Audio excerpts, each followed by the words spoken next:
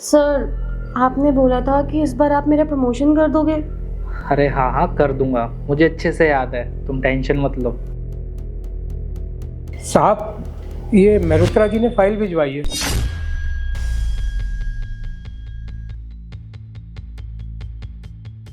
आपको अकल नहीं है क्या कि ऑफिस में आते हैं तो नॉक करके आते हैं? कौन कैसे बैठा है कम से कम ये तो देखना चाहिए ना। आई एम सॉरी सर, वो मेहरोत्रा जी ने अर्जेंट फाइल भिजवाई थी तो मुझे लगा जल्दी से जल्दी आप तक पहुंचा दूं। मुझको नहीं पता था कि आप ये क्वालिटी टाइम अपना स्पेंड कर रहे हैं। I am sorry. तेरे सॉरी का क्या करूं मैं? हाँ, तुम जैसे लोगों को ना मैं बहुत अच्छे से जानती हूँ। तुम लोग को बस बहाना चाहिए ऑफिस के अंदर आने का, ताकि तुम ताक झाक कर सको ऑफिस में आके कि चल क्या रहा है। और एक बात बता, तुझे इतनी कॉमन सेंस नहीं है कि अगर सर के कैबिन में आ रहा है तो एटलीस्ट गेट नॉक करके अंदर आ? लेकिन नहीं, मुंह उठा के बस अंदर घुस के चला आ रहा है। क्या पता सर क्या कर रहे होंगे, हो सकता है किसी के साथ बिजी हो, लेकिन नहीं। और एक बात बता जरा मुझे, तेरी जो ड्यूटी है वो तो गेट के बाहर की है, बाहर के लोगों को देखने की है। और मैं ना जानती हूँ बहुत अच्छे से कि तू यहाँ पे क्या करने आया है, ताकि तू ऑफिस में ताक झाक कर सके और ये देख सके कि ऑफिस में चल क्या रहा है। तुझे तो मैं अभी बताती हूँ। सर, मैं आपको एक बात बोलूं, इसकी ना कुछ ज्यादा ही हदें बढ़ गई हैं और ये ना कुछ ज्यादा ही आपके सर पे चढ़ गया है। मैं तो कह रही हूँ उसको ना नौकरी से बाहर निकाल दो, तब इसे अकल आएगी कि ऑफिस में कैसे बिहेव करना चाहिए सर के साथ। नहीं सर, मेरा ऐसा कोई इरादा नहीं था। मुझे तो मेहरोत्रा जी ने फाइल दी थी कि साहब के पास पहुंचा देना। मुझे लगा कि अर्जेंट में होगी, इसलिए तुरंत बिना कुछ सोचे समझे बिना नॉक किए अंदर आ गया। मुझे नहीं पता था साहब कि आप बिजी हो गए। बस यही इतनी सी बात थी सर। और प्लीज़ मुझे नौकरी से मत निकालिएगा।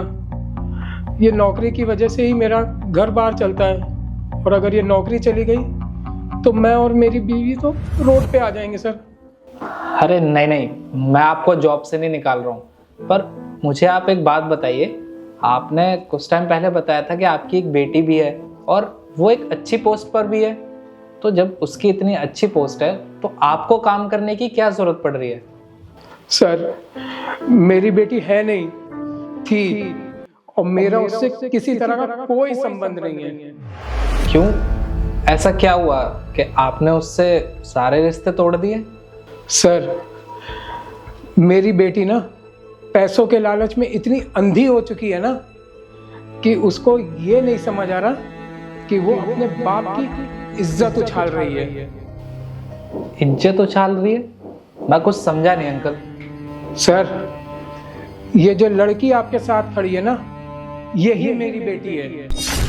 और इसने एक बार भी ये नहीं सोचा कि जिस बाप ने उसको पाल पोस के बड़ा करा, उसकी इस तरह से बेइज्जती करेगी चंद पैसे के लिए। ऐसी बेटी होने से तो अच्छा था कि मैं बेऔलाद रह जाता। मैंने इस लड़की के लिए क्या कुछ नहीं किया। दिन में आपके यहाँ नौकरी करता था और रात में सोसाइटी में चौकीदारी करता था। मेरी बीवी घरों में बर्तन करती थी। किस लिए? ताकि इसकी पढ़ाई पूरी हो सके और इसको हर चीज़ मिल सके जो उसको कामयाब बना सके। लेकिन ये मुझे नहीं पता था, कामयाब होने के बाद मुझे और मेरी बीवी को दूध से मक्खी की तरह निकाल के फेंक देगी। इसने तो कामयाब होने के बाद एक बार भी नहीं सोचा कि उसके माँ बाप किस हाल में हैं, क्या कर रहे हैं, कैसे जी रहे हैं। अरे बेटी, तुझे अगर नहीं बताना था इस ऑफिस में कि मैं तेरा बाप हूं तो ना बताती, कम से कम मेरी बेइज्जती तो नहीं करती ना। सृष्टि, ये क्या बोल रहे हैं? ये तुम्हारे पिताजी हैं? और तुमने मुझे कभी बताया क्यों नहीं कि ये यहाँ काम करते हैं? अरे नहीं सर, मैंने आपसे कोई झूठ नहीं बोला। ये आदमी मेरा पिता नहीं है। पता नहीं क्यों बकवास कर रहा है ये। मुझे क्या लगता है ना सर, आपको देख के जानबूझ के ऐसे ड्रामे कर रहा है और मुझे अपनी बेटी बता रहा है ताकि आप इसे नौकरी से ना निकालो। मैं आपको बोल रही हूँ सर, इसको 1 मिनट मत निकालो और नौकरी से बाहर निकाल दो, तब इसकी अकल ठिकाने आएगी। पागल आदमी पता नहीं फालतू के रिश्ते जोड़ रहा है मुझसे। नौकरी से तो निकालूंगा, लेकिन इनको नहीं, तुमको। पर मुझे क्यों सर? मैंने क्या किया है? क्योंकि मुझे पहले ही पता चल गया था कि तुम इनकी बेटी हो। तुम्हें तो शर्म आनी चाहिए तुम कामयाब होने के चक्कर में इतनी गिर गई कि तुम अपने बाप को पहचानने से भी मना कर रही हो। अरे जिन्होंने तुम्हें पढ़ाया लिखाया, तुम्हारी छोटी छोटी खुशियों का ख्याल रखा, आज तुम उनके साथ ये सुलूक कर रही हो। गलती तुम्हारी नहीं है, गलती आजकल की जनरेशन की है। अरे वो भूल जाते हैं कि उनके माँ बाप ने उनके लिए क्या कुछ नहीं किया है। जिस टाइम सबसे ज्यादा जरूरत उनको तुम्हारी है, आज तुम ही इनका साथ छोड़ रही हो। मुझे तुमसे ना बिल्कुल भी ये उम्मीद नहीं थी। और हाँ, मुझे ना तुम जैसे एम्प्लॉय इस कंपनी में नहीं चाहिए, तो इसलिए तुम यहाँ से जा सकती हो। जाओ यहाँ से। सर प्लीज मुझे माफ कर दीजिए। मैं मानती हूँ कि मुझसे गलती हुई है, मैंने आपसे झूठ बोला। सर मैं आज के बाद कभी आपसे झूठ नहीं बोलूंगी। प्लीज सर, प्लीज मुझे माफ कर दीजिए। देखो, अगर तुम्हें माफी मांगनी है ना तो अपने पिता से मांगो, जिनकी आज तुमने बेइज्जती करी है और जिनका सर तुमने शर्म से झुकाया है। समझी तुम? हाँ सर, मैं पापा से भी माफी मांगती हूँ। पापा प्लीज मुझे माफ कर दीजिए। मैं जानती हूँ कि मेरी गलती माफी के लायक नहीं है, पर अगर हो सके तो प्लीज मुझे माफ कर दीजिए। आई प्रॉमिस मैं दोबारा ऐसी गलती दोबारा नहीं करूंगी। मुझे ऐसा लगा था अगर मैंने ऑफिस में सबको बता दिया कि आप मेरे पापा हो तो मेरी बहुत इंसल्ट हो जाएगी। इसी डर से मैंने किसी को कुछ नहीं बताया और आपसे इतनी बदतमीजी कर गई।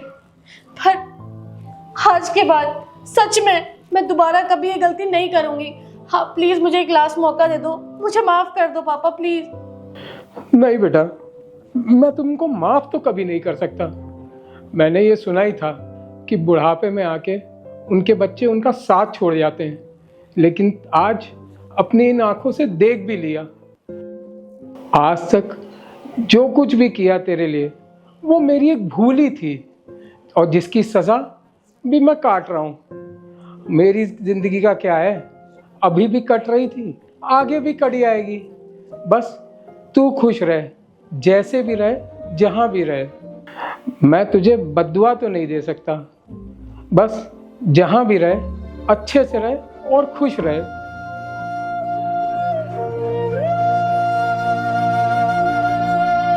अब खड़े खड़े यहाँ मुंह क्या देख रही हो? तुम भी जाओ यहाँ से, और दोबारा यहाँ आने की ना जरूरत नहीं है।